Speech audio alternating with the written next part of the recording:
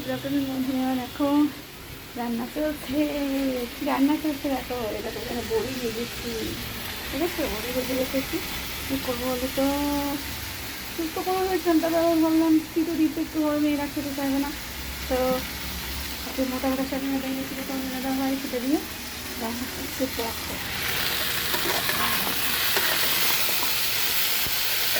দেখো সজনে ডাঁটা, আর এখানে খাচ্ছি আলু করে রেখেছি। কী করো, রান্না চলছে আর খাচ্ছি। এটা জল গরম বসিয়ে রেখেছি, তরকারিটা দেবো।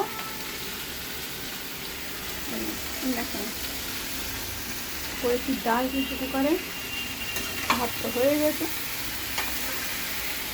ভাত হয়ে গেছে এখানে।